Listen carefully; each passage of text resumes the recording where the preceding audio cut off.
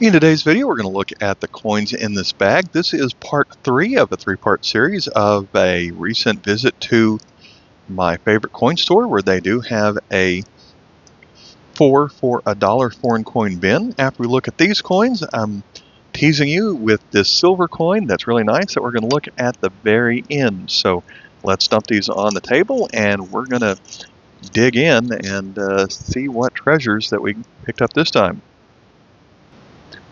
So our first coin today is going to be from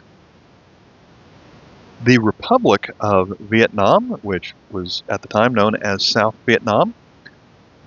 This is a large aluminum coin featuring President Ngo Dinh Diem.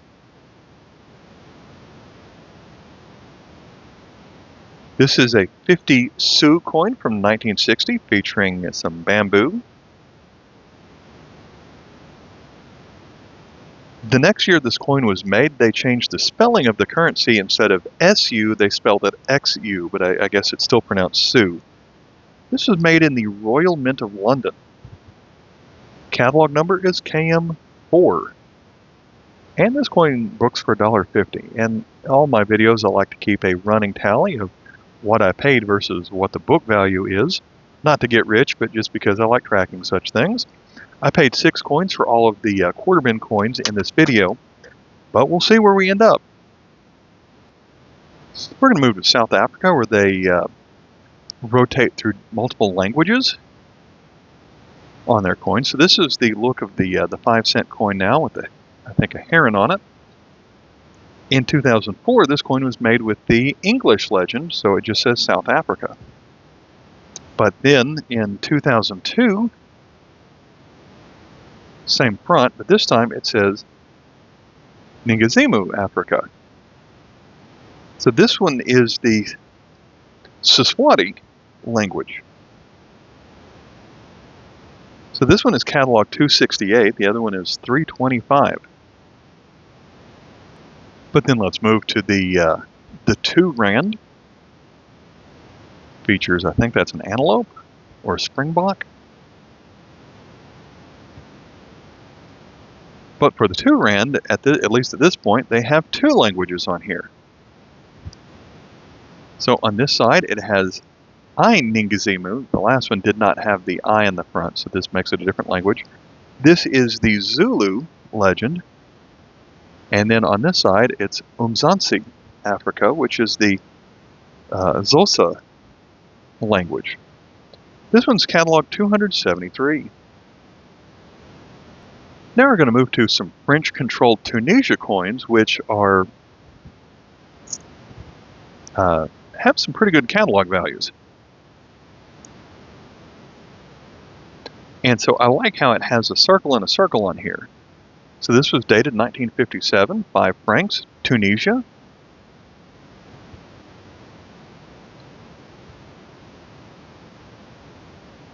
And then more of an Arabic side. On this side, it has dates of on our calendar of 1957. Their calendar is 1376. And in this design, they made a 5, a 20, a 50, and a 100. And so the 5 franc is worth a catalog value of $3. But from there, we're going to move up to the next coin, which, as I said, was the 20. So a very similar design. This one's dated 1950. So on their calendar, it's 1937. This one has a book value of $6.50. Catalog number 274. And I do have the 50, but I haven't found the 100 yet. We're going to move to Somaliland, which usually features aluminum coins with animals on it. This is the one I find the second most often, I think. With elephants. So specifically, this is an African bush elephant with a calf. Was only made for 1 year. Unfortunately, this one's a little bit dirty, but this one's going to be a 5 Somali shilling. from 2005. Catalog number is KM19. This three-line design is going to be coins from Estonia. So 1991 was the first year that they made coins outside from the Soviet Union. And it's one of the lower valued coins. It's a 10 centime. But we call them Estonia. They call themselves Esti. This coin is KM22. Now we're going to look at some 25 pesetas coins from Spain. This one's dated from 1994, and this comes from a series of 25 pesetas that were featuring different autonomous regions within Spain. This one is going to feature the Canary Islands, or the Canarias, as they call it here. This one is catalog KM933. But this next one is going to be from Melilla, and specifically featuring the 500th anniversary. The coin was made in 1997, but I guess it was found in 1497.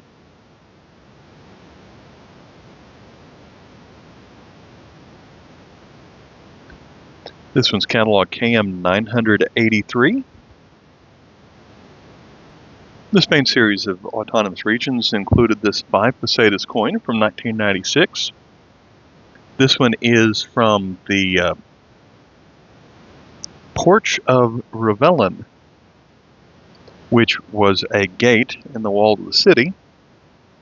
In the background, there is a tower of the Church of Santa Maria de Palacio of Logroño. And then we flip this one over, and it features La Rioja, which is known as the Dance on Stilts.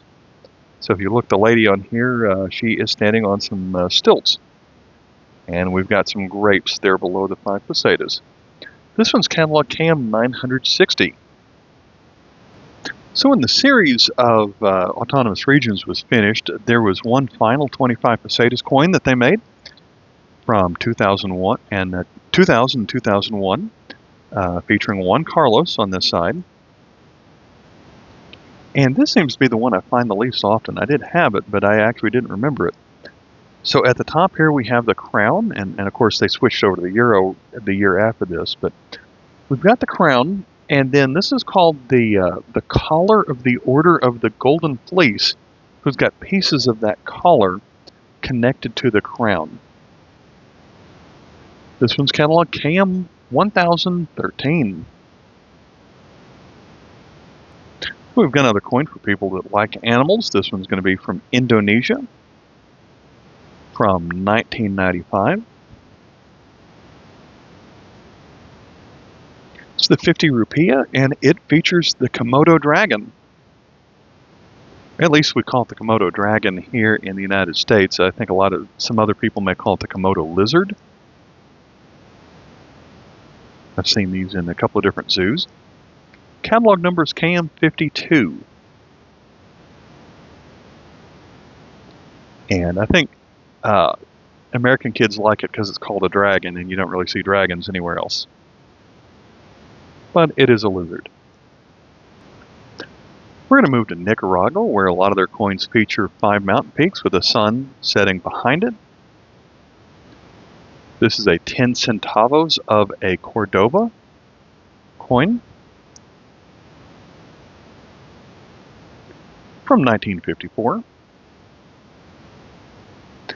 There are some different versions of this coin. It's catalog number KM17, and they made the 10 centavos coin silver until 1936, and then copper nickel starting in 1939.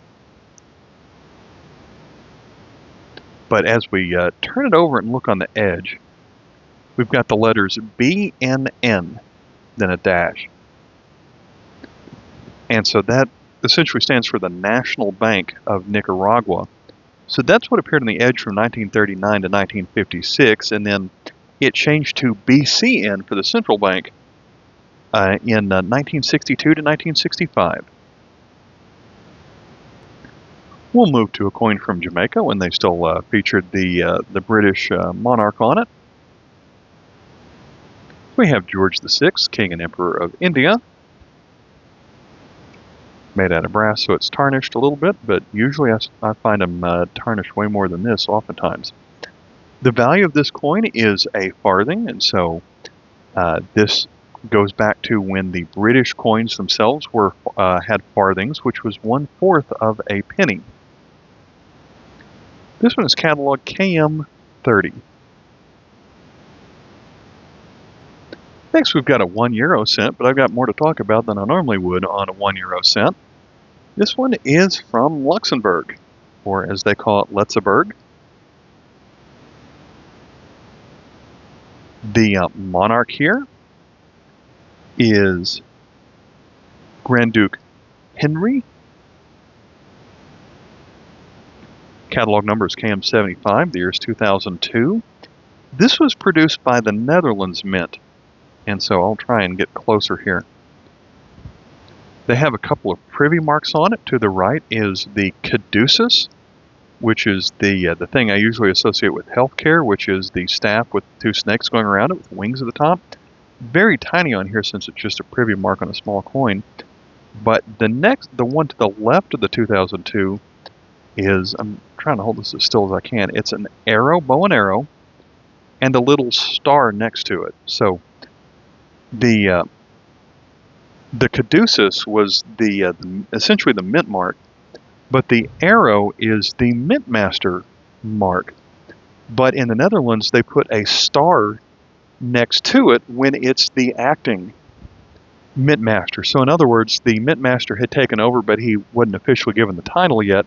And so they designate that by putting the little star next to it. So you don't see that as often with Netherlands coins, and it's the first time I noticed that with a Luxembourg coin. So I wanted to point it out. Get a couple of higher value circulating coins from Australia, which I'm always lucky to find in the foreign bins. If you like kangaroos, then we've got several on the Australian $1. This is the standard circulating version of the $1 coin. Catalog KM84. We've got our segmented reading here.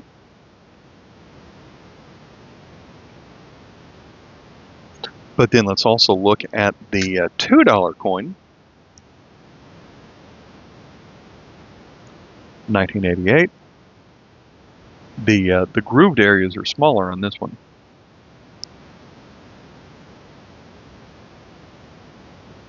We've got an Aborigine male on here. Catalog KM 101 features the stars of the Australian flag up here above the number 2. And one other thing I noted on here is if you find this coin in mint sets, it usually doesn't have the HH engraver initials right here. So you're going to find that on most versions when you find this on the circulating version. We'll move to a coin from Argentina. This is the 5 centavos coin from 1987. This comes from a short-run currency called the Austral, and so it designates it's from the Austral system with that A with 2 horizontal lines going through it.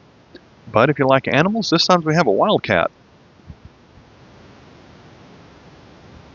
So kind of a simple design on this coin, but I like the animals that we've seen today.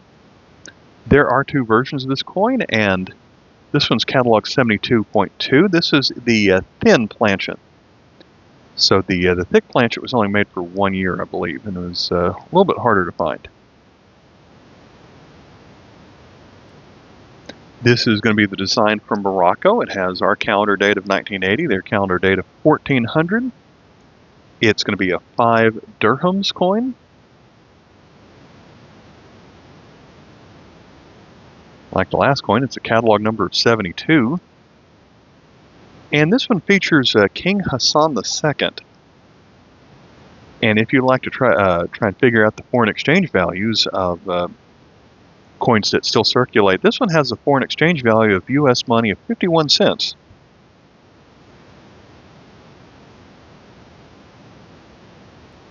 When I started in world coin collecting and going through 25-cent bins, I feel like I found this coin from Laos a lot more often. From 1952. It's from the Laos Kingdom, which ran until 1975. And this is the 10 cents coin, but they also make a 20 and 50 in this set. Those are, of course, bigger than the 10. Got some, this was made in Paris, so it's got their privy marks on either side of the 1952. Catalog number KM4.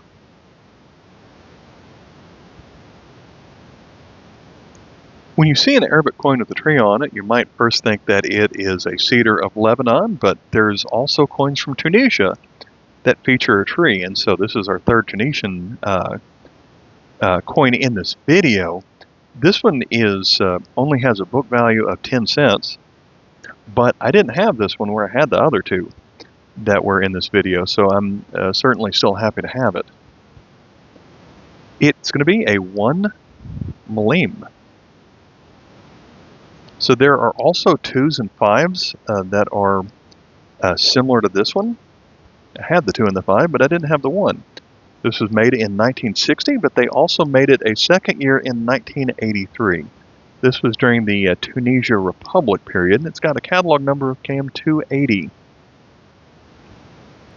Here's a coin from an area controlled by the Portuguese. It's a 10 centavo coin, and in my last video, I think I pointed out that it seems like these days I find the Portuguese-controlled Mozambique coins more than any other Portuguese-controlled area, but still got some mint luster on it, although the date around the 1960s seems a little bit soft.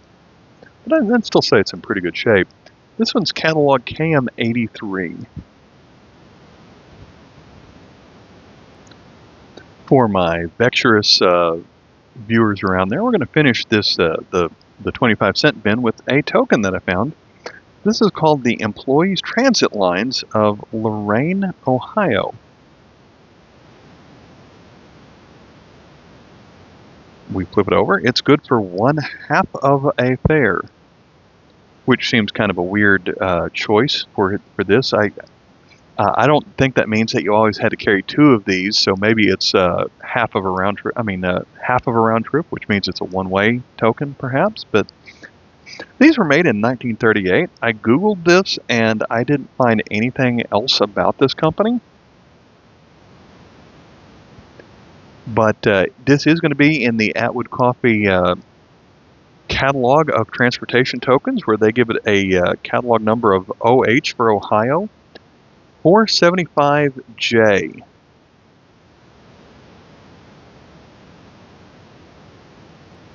Before I get to the last silver coin, I do want to point out that I have been keeping a catalog value of everything that I've picked up out of these bins, and so each video featured $6 worth of coins.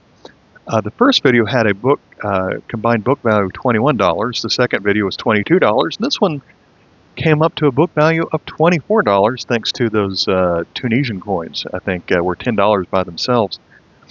And so that gives us a grand total. I spent $18 and got a value of $67. But it was also helped. I helped them out by buying several coins from behind the counter. And this one is from their bullion section. I found this Canadian bullion 1 ounce 999 silver coin. Of course, they're going to give it a catalog or a face value of $5. I don't mind touching it. Already has a couple of spots on it, but I do think it looks really neat, and with the grooves that go over it, that gives it such a nice look. But they have these all the time. The reason that I specifically wanted this one was the back here. And so if you're well versed in Canadian coins, you're going to recognize this design from the Voyageur dollars, which circulated. I think the first one was produced with George VI as kind of a commemorative coin, but lasted for as long as, well, they made silver in them up through the 60s, but then the Voyageur dollar made it through the 70s out of copper nickel, and so this silver bullion coin is a throwback to that, especially since this specific year of 2017 was the 150th anniversary of the Canadian Confederation.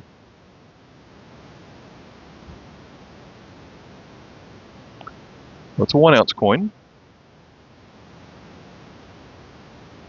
We've got the maple leaf with a tiny 17 next to the 150. And I just thought this was such a beautiful coin, I couldn't pass it up.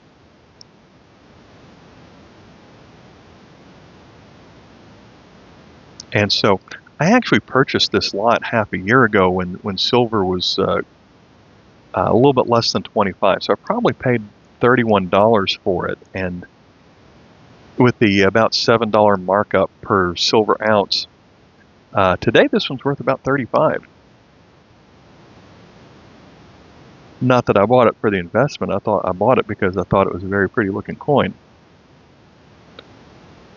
But always happy when the coins that I purchase do go up in value.